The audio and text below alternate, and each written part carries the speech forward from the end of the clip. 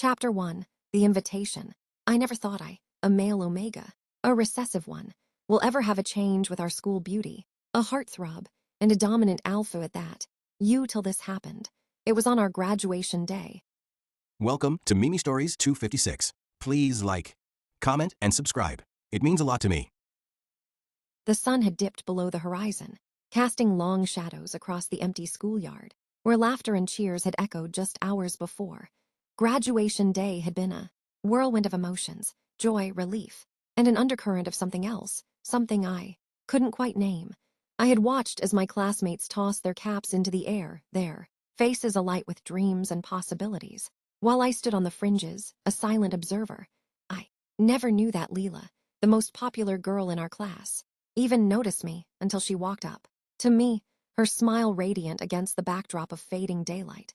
"Hey, Jake," she had said, her voice a melody that cut through the noise. "I was wondering if you'd like to come over to my place after this. We're having a little celebration."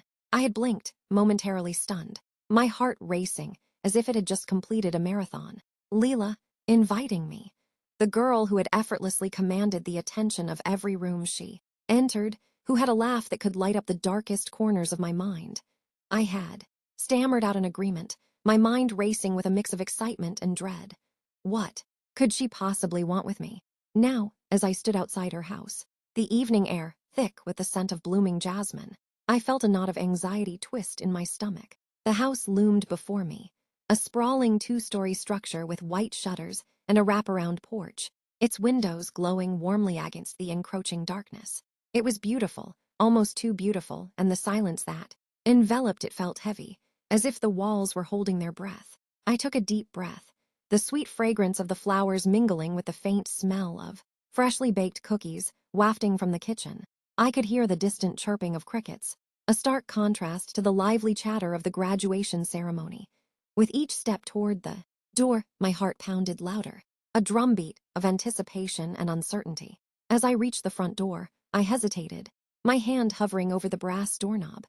What if this was all a mistake? What if Lila had invited me out of pity? Or worse, as a joke? I shook my head, trying to dispel the thoughts. I had to at least see what this was about. I had to know. I knocked, the sound echoing in the stillness. Moments later, the door swung open, revealing Lila in a simple yet elegant sundress that accentuated her figure.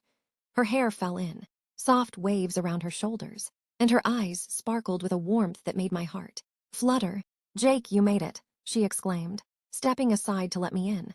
"I was starting to think you'd changed your mind." No, I wouldn't miss it," I replied, my voice barely above a whisper.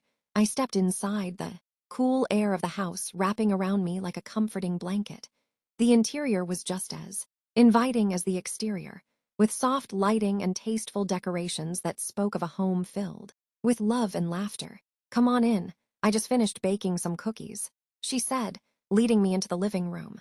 The space was adorned with family photos and colorful artwork, a testament to the life that thrived within these walls. "I hope you like chocolate chip." "I love them," I said, my nerves easing slightly as I caught a glimpse of her playful smile. "You're a great baker." "Thanks, it's one of my favorite things to do. It's therapeutic, you know." She moved to the kitchen, her movements graceful and confident. I always bake when I'm stressed, and today was definitely a day for baking.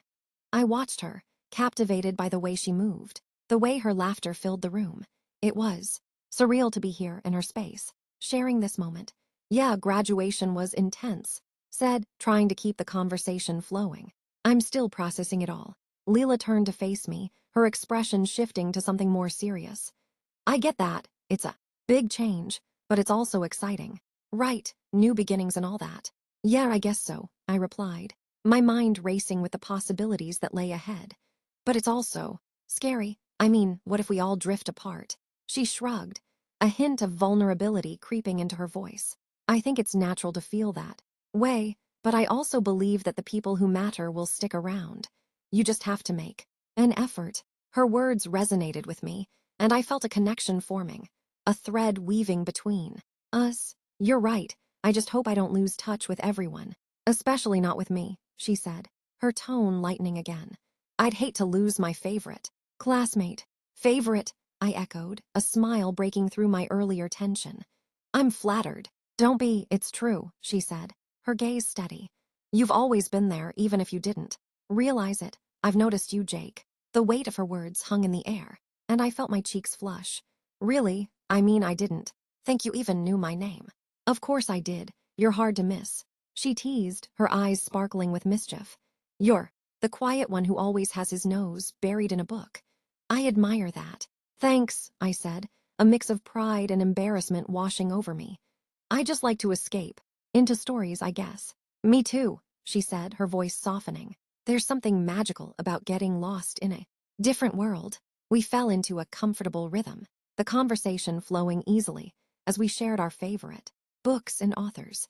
I found myself laughing more than I had in a long time, the tension of the day melting away with each passing moment. But beneath the surface, I could feel an undercurrent of something unspoken, a tension that lingered just out of reach. As the evening wore on, the quiet of the house began to feel more pronounced. I glanced around, noticing the absence of other guests. So is it just us? I asked, a hint of concern creeping into my voice. Lila paused, her expression shifting slightly. Yeah, I invited a few friends, but they all had other plans. I thought it would be nice to have a more intimate celebration. Right, I said, trying to mask my unease. Just the two of us then. Is that a problem? She asked, her brow furrowing slightly. No, not at all. I didn't expect it to be so quiet. I admitted, my voice trailing off. She smiled, but there was a flicker of something in her eyes, a hint of uncertainty. I like it. This way. It feels more personal, don't you think? Yeah, I guess it does, I replied, my heart racing again. The atmosphere shifted, the air thick, with unspoken words.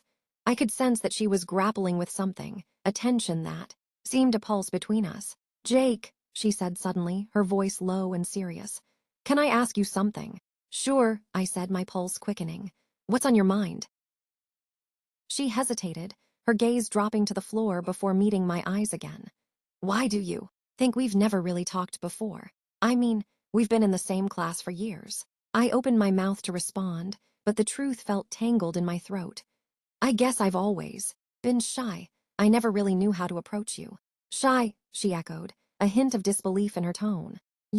I always thought you were just mysterious. Mysterious. I laughed, though it felt hollow. I'm just a guy who likes to read. Maybe, she said, her eyes narrowing playfully. But I think there's more to you than that. You're thoughtful, and you see things differently. I've always admired that. Her words struck a chord deep within me, and I felt a rush of warmth. Thanks, Lila, that means a lot. But I also wonder, she continued, her voice dropping to a whisper, if there's something you're hiding, something you're afraid to share.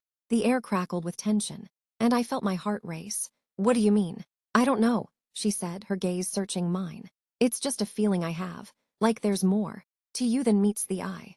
I opened my mouth to respond, but the truth felt too raw, too vulnerable to voice. Instead, I shifted my weight, the silence stretching between us like a taut string. I guess we all have our secrets. Yeah, I suppose we do, she said, her voice barely above a whisper. But sometimes sharing those secrets can bring us closer. I swallowed hard, the weight of her words settling over me. Maybe you're right. Just then, the sound of a door creaking open broke the tension, and we both turned toward the sound. Lila's mother appeared in the doorway, her expression warm and welcoming. Hey kids, I hope you're enjoying the cookies. I made a whole batch. Thanks, Mrs. Thompson, I called out, grateful for the interruption. The moment had felt too heavy, too charged, and I needed a reprieve. Just let me know if you need anything, she said, her smile brightening the room before she disappeared back into the hallway. Lila turned back to me, her expression shifting again. So what do you think? Should we eat some cookies and watch a movie? I have a few lined up. Sure, that sounds great, I replied, eager to shift the focus away from the weighty conversation. What do you have in mind? As she began to rummage through her collection of DVDs, I felt a sense of relief wash over me. The tension had been palpable, but now, with the prospect of a movie and cookies, the atmosphere lightened. Yet beneath the surface, I couldn't shake the feeling that this evening was just the beginning of something more complicated.